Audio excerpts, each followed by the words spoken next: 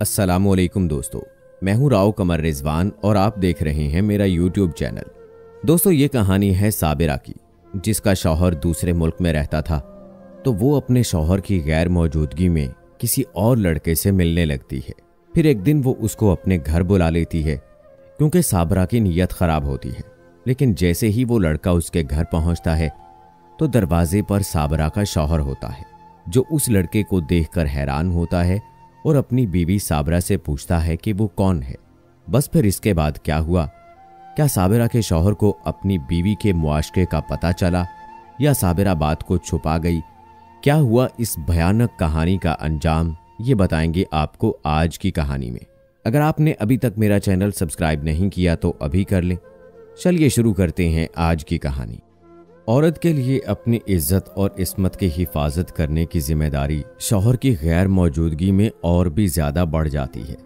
पर न जाने ये कैसी औरतें हैं जो शौहर घर ना हो तो गैर मर्दों के साथ ताल्लुकात उस्तवार करके उन्हें धोखा भी देती हैं और अपनी आकबत भी खराब करती हैं। जो कहानी मैंने आज आपको सुनानी है वो यकीनन औरत की बहरूपिया होने की दलील है। हमारी साबिरा से दूर की रिश्तेदारी थी। जब भी शादी ब्याह में मिलते तो वो बहुत प्यार से मिलती और अपनी अपनाइयत भरी बातों से दिल मोह लेती। अक्सर मुझे कहती, मेरे घर आ जाया करो, मैं बिल्कुल अकेली होती हूं तो जी घबराता है। साबिरा की शादी जिस शख्स से हुई उसका नाम नौशेरवान था। उसे तरक्की करने का जुनून था। वह मुसलसल बैरून मुल्क जाने की कोशिशों में लगा रहता था, जबकि साबिरा को बैरून मुल्क जाने से दिलचस्पी ना थी। उसकी सास थी और ना कोई ननद। एक जेठ था, वो भी स्वीडन चला गया था। तभी वो खुद को घर में तन्हा तन्हा महसूस करती थी। उसका मकान हमारे घर से ज्यादा दूर ना था। मैं अम्मी के साथ एक दिन उसके घर चली गई। वो बहुत तपाक से मिली। वो एक जिंदा दिल लड़की थी, हर वक्त हंसती रहती और खुशियों से भरपूर पुरलुत्फ जिंदगी गुजारना चाहती थी। उसकी फितरत ही ऐसी थी। खुशियां ना भी हों, वो खुशियों का एहतमाम कर लेती। कभी अपनी सालगिरह करती और कभी शादी की सालगिरह मनाकर 2-4 सहेलियों और रिश्तेदारों को मदऊ करके घर में रौनक का एहतमाम कर डालती। लेकिन औलाद की कमी से उसका दिल मुरझाया रहता था। ये दुख वो किसी पर भी जाहिर न होने देती थी। 1-2 बार मैं उसके घर गई तो हमारी दोस्ती हो गई। तकरीबन रोज ही वो मुझसे फ़ोन पर बात कर लेती। एक दिन मैं उसके घर गई तो उसने कहा कि ज़रा मेरे साथ ब्यूटी पार्लर तक चलो, मैंने बाल बनवाने हैं। मैं उसके साथ चली गई। ब्यूटी पार्लर का मालिक एक नौजवान था। पार्लर उसकी माँ का था। वो बीमार रहने लगी तो बेटे ने ब्यूटी पार्लर संभाल लिया। वो बतौर मैनेजर यहाँ आकर अपने कमरे में बैठ जाता और आमदनी को मुट्ठी में करता। बाकी तमाम काम उसकी खातून मुआविन संभालती, जो माकूल मुआवजा पर उसने रखी हुई थी। ये तमाम बातें उस खातून मुआविन ने बताईं। जब हमने उससे फीस में कमी के बारे में पूछा तो उसने कहा कि मैनेजर साहब से बात कर ले। मैं और साबिरा मैनेजर साहब के कमरे में गए। साफ सुथरे लिबास में एक खुश शक्ल आदमी अपनी कुर्सी पर बराजमान था। उसने मुआवजा में थोड़ी सी रियायत कर दी। साबिरा ने मुख्तसर वक्त में फाइक से काफ़ी बातें पूछ ली। फाइक ने बताया कि वो अपनी वालिदा का ये ब्यूटी पार्लर खुद इसलिए संभालते हैं कि उन्होंने बैरून मुल्क से ब्यूटी पार्लर चलाने की ट्रेनिंग ली हुई है और कई कोर्सेज किए हैं। गर्ज इस किस्म की बातें करके साबिरा ने ब्यूटी पार्लर के मैनेजर साहब के साथ जान पहचान उस्तवार कर ली। अब जब भी वो ब्यूटी पार्लर जाती, फाइक से 2-4 बातें करती और अक्सर कहती, अगर आप खुद अपने हाथ से काम करते तो मैं आपसे ही अपने बालों की कटिंग कराना पसंद करती। एक दिन साबिरा ने फाइक साहब को फ़ोन किया और कहा कि क्या आप जहमत करके किसी खातून को मेरे बालों की कटिंग के लिए भिजवा देंगे? दरअसल कल शाम मेरे घर मेहमान आ रहे हैं। मैं इसलिए अपना हुलियत दुरुस्त कराना चाहती हूँ। आप खुद ब्यूटी पार्लर क्यों नहीं आ जाती? मेरे पैर में चोट लग गई है, नहीं आ सकती। फिक्र न करें, मैं आपको इजाफी रकम अदा कर दूंगी। मैं कोशिश करता हूँ, अगर हमारे पार्लर की कोई खातून ब्यूटिशियन फारिग हैं तो भिजवा देता हूँ। आप घर का पता बता दें। उस रोज पार्लर में काफी रश था, कोई वर्कर फारिग ना थी। तभी वादा निभाने को खुद फाइक साहब साबिरा के घर चले गए। साबिरा ने सुबह 11 बजे बुलाया था। फाइक साहब ने उनको शाम को फ़ोन किया, कहा कि कोई भी हमारी ब्यूटिशियन इस वक्त फारिग नहीं है। तो साबरा ने कहा, तो आप खुद आ जाइए, मुझे तो आपसे कटिंग कराने की आरजू है। इस पर फाइक साहब खुद उनके घर चले गए। दरवाजे पर दस्तक दी। साबरा की बजाय नौशेरवान गेट पर गए। दरअसल शौहर ने साबरा को बताया था कि वो 8 तारीख को पहुंच रहे हैं, लेकिन एक रोज पहले पहुंच गए। दरवाजे पर एक नौजवान को खड़ा पाया तो पूछा, आपको किससे मिलना है? मेरा नाम फाइक है और साबरा बेगम ने बुलाया है, उनको बता दीजिए, फाइक ने साफ गुई से जवाब दिया।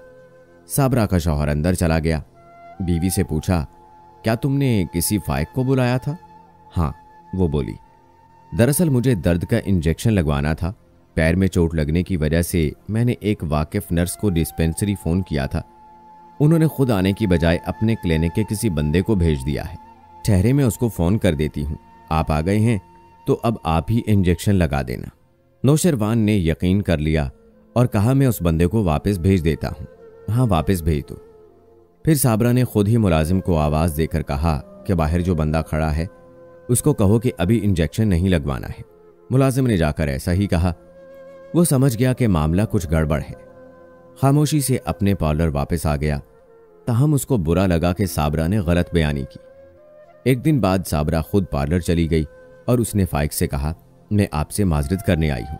दरअसल मेरे शौहर ने बैरून मुल्क से 8 तारीख को आना था, लेकिन वो एक दिन पहले रात को आ गए। मैं आपको फ़ोन पर इत्तला न कर सकी। आप तो जानते हैं कि शौहर हजरात को जल्द गलतफहमी हो जाती है। यूं भी मेरे शौहर काफ़ी मगरूर आदमी हैं। मैं दोबारा तहे दिल से इस बात की आपसे माफ़ी चाहती हूँ। आपने आने की जहमत की, आप मुझसे पेमेंट लीजिए। कोई बात नहीं, मैं जानता हूँ कि हमारे मुल्क की ख़वातीन खासी पाबंद और मजबूर होती हैं। बहरहाल आइंदा इस तरह किसी को मत बुलाइएगा। इस तरह आपका इमेज भी ख़राब होगा और आने वाले को भी अहानत का सामना करना पड़ सकता है।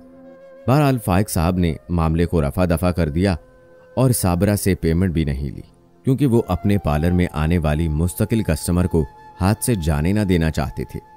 2 माह तक साबरा पार्लर न गई। फाइक साहब भी सारे मामले को भुला बैठे थे कि एक रोज साबरा फिर आ गई। उसके हाथ में एक पैकेट था जो उसने फाइक को देकर कहा कि उस रोज आपने मेरे घर आने की जहमत की और पेमेंट भी नहीं ली, तो ये गिफ्ट मेरी तरफ से कबूल कर लीजिए।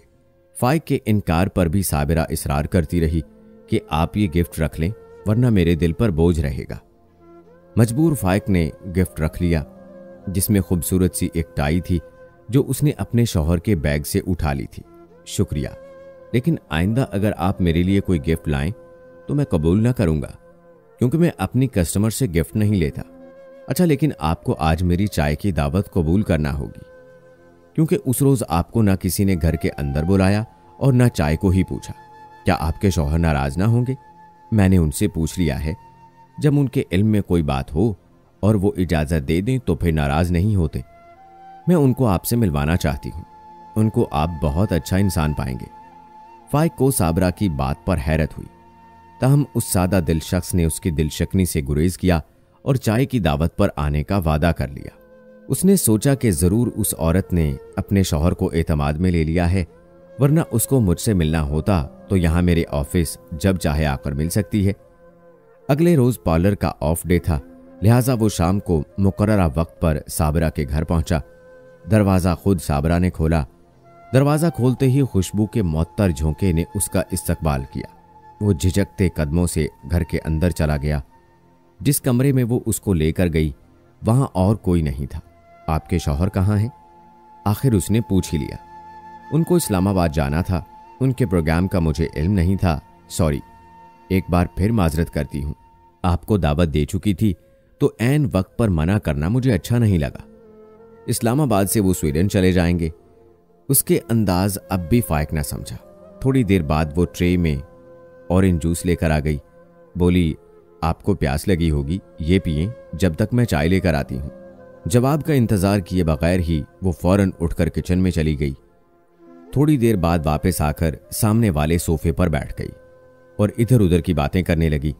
इतने में मुलाजिमा ने आकर बताया कि टेबल लगा दी है। साबिरा फाइक को खाने के कमरे में ले गई, जहां टेबल पर खाना लगा दिया गया था। गोया चाय की दावत खाने की दावत में बदल चुकी थी। फाइक गैर शादीशुदा अपनी तन्हा जिंदगी से उकताया हुआ था। ऐसे में साबरा का इल्तफात ताज़ा झोंके की मानेंद था। वो एक ऐसा नौजवान था जो जिंदगी और उसकी रंगीनियों से लुत्फानंदोज होने को तरसते हैं, क्योंकि उसे माँ का पार्लर चलाना था। माँ तो बीमार थी। शादी के लिए लड़की कौन पसंद करता। वो एक घरेलू किस्म की सीधी सादी लड़की से शादी करना चाहता था। आहिस्ता आहिस्ता तकल्लुफ की दीवार गिरने लगी और बेतकल्लुफी बढ़ने लगी। अब दोनों रोज शाम के बाद कहीं न कहीं घूमने का प्रोग्राम बना लेते। उन दिनों फाइक पार्लर से भी जल्द उठ जाता था और बाकी काम अपनी असिस्टेंट को सौंप जाता था। रुपए पैसे की तो फरावानी थी, बस उन दोनों ने अपनी बोर जिंदगी को दिलचस्प बना लिया। एक दूसरे के साथ बातें, गपशप और सैर सपाटों ने जिंदगी का रुख बदल दिया।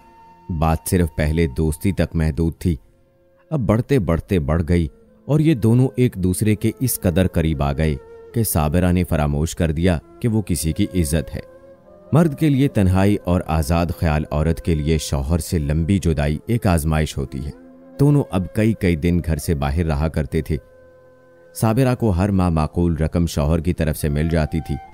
सैर सपाटों का खर्चा वो खुद बर्दाश्त करती थी।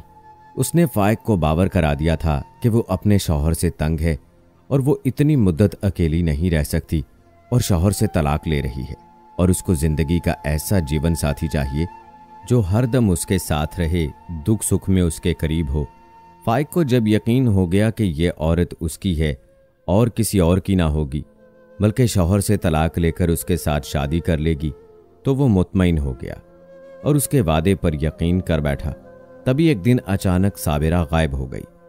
वो कई दिन बाद उसके घर गया तो वहां ताला मिला। उसने पड़ोस का दर खटखटाया तो पड़ोसन ने बताया कि वो अकेली रहने से तंग आ चुकी थी, लिहाजा अपने मैके चली गई है। उसने साबिरा के मैके का पता भी बता दिया। वो फौरन उस पते पर पहुंचा। जो ही उसने बैल दी, इत्तफाक से खुद साबिरा बाहर आ गई। वो फाइक को यहां देखकर हैरान रह गई। तुम यहां क्यों आ गए? भाई ने देख लिया तो नाराज होंगे। तुम बगैर बताए क्यों चली आई? उसने पूछा। जानती हो मैं कितना परेशान था। तुम्हारी पड़ोसन पता ना देती तो परेशानी से बीमार पड़ जाता। अच्छा अब तुम जाओ, जब मैं घर आऊंगी तो तुमसे मिलूंगी। भाई ऑफिस से आने वाले हैं। वो उसको टालना चाहती थी। फाइक ने जाते हुए कहा कि तुम फोन जरूर करना, लेकिन साबिरा ने उसे फोन नहीं किया और ना वो खुद वापस आई। अब फाइक परेशान था। साबिरा के घर के रोज चक्कर लगाता। वो पार्लर से बेनियाज हो गया था। आमदनी कम से कम तर होती जा रही थी। मां की हालत भी बिगड़ती जा रही थी। रुपए पैसे की तंगी का खदशा बढ़ गया था। सब कुछ जानते बूझते वो खुद को ना समझा पाता था और रूहानी, अखलाकी, मुआशी हर हाल में तबाही की तरफ जा रहा था। बिलाखिर एक रोज उसकी मुराद बर आई। वो साबिरा के घर की तरफ से गुजरा तो घर की खिड़कियां खुली नजर आईं। उसने बैल दी। साबिरा ने दरवाजा खोला। तुम कब आई? मुझे इत्तला भी ना की। कल ही तो आई हूं। घर मट्टी से अटा हुआ था। सोचा सफाई कर लूं तो तुमको फोन करूं। दोनों उसी शाम घूमने को बाहर निकल गए। तब फाइक ने उससे मतलब की बात की। उसने कहा, साबिरा, ये खेल तुम्हारा ही शुरू किया हुआ है और अब तुम ही दामन छुड़ा रही हो। मैं कब दामन छुड़ा रही हूं? नौशेरवान से तलाक लेने की खातिर तो भाई और अम्मी को मनाने गई थी।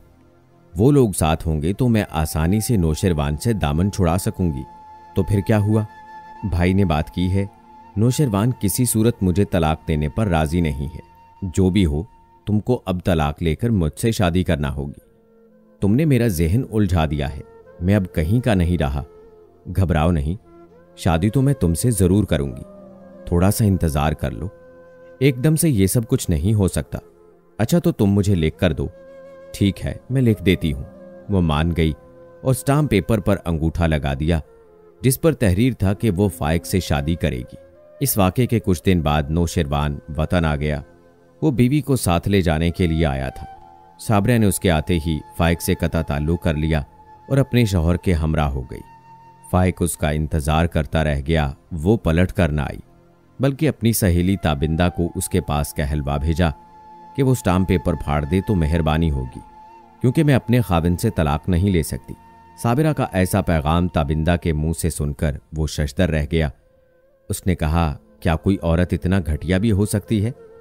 अगर शौहर कुछ अरसे के लिए नजरों से दूर हो जाए तो वो अपनी मनमानी करने लगे, किसी दूसरे इंसान के जज्बात से खेले और फिर उसे भुला दे।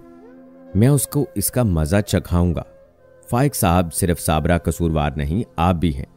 आप जानते थे वो शादीशुदा है, फिर क्यों उससे दोस्ती कर ली? साबिरा पढ़ी लिखी नहीं है। स्टाम्प पेपर पर तहरीर उसकी नहीं, तुम्हारी है। सिर्फ अंगूठे का निशान उसका है। जो पढ़ नहीं सकता उससे कुछ भी कहकर अंगूठा लगवाया जा सकता है। बराहे करम इस बाब को यहां ही बंद कर दो। फाइक में शराफत थी। उसने ताबिंदा की बात मान ली, लेकिन यह बाब यहीं बंद नहीं हुआ। ताबिंदा उसकी गमगुसारी के लिए वक्तन फ़ौक्तन उससे मिलती और समझाती रही। उसने अंदाज़ा लगा लिया था कि यह बुरा इंसान नहीं है। उसके भाई अच्छे ओहदों पर थे। ताबिंदा ने उनसे फाइक को मिलवाया। उन्होंने भी भांप लिया कि ठीक लड़का है। तब उन्होंने ताबिंदा को उसके साथ शादी की इजाज़त दे दी। ब्यूटी पार्लर तो बंद हो चुका था। कुछ दिनों बाद फाइक की माँ, जो कैंसर के आखिरी स्टेज पर थी, जिंदगी को अलविदा कह गई। फाइक अब तन्हा था। उसको अच्छे साथी की ज़रूरत थी। ताबिंदा अच्छी साथी साबित हो सकती थी। सो फाइक ने उससे शादी की दरख्वास्त की, जिसको ताबिंदा ने कबूल कर लिया और घर बसा लिया। वह वाकई फाइक के लिए एक अच्छी शरीके हयात साबित हुई। यूं दोनों खुशो खुरम जिंदगी बसर करने लगे। ताबिंदा के भाई ने फाइक को अच्छी पोस्ट पर मुलाजिम लगवा दिया, क्योंकि वो फौरन से इकनॉमिक्स की डिग्री लेकर आया था। ताबिंदा ने समझदारी से काम लिया और फाइक को गुजरी बातों का ताना ना दिया कि इस तरह जिंदगी में तलखियां बढ़ती हैं। उसने घर बसाना था, सो बसा लिया। समझ नहीं आती कि कैसे कोई औरत इतना धोखा दे सकती है। आदमी तो है ही नामहरम, पर अपना खुद का भी तो कोई भरम होता है। लेकिन साबरा तो हर लिहाज से बहरूपिया निकली। एक तरफ शौहर को अंधेरे में रखा और दूसरी तरफ फाइक की जिंदगी से खेला।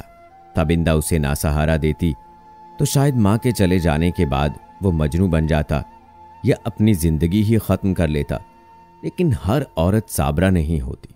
क्यों दोस्तों, आपका क्या ख्याल है? ज्यादा गलती किसकी थी?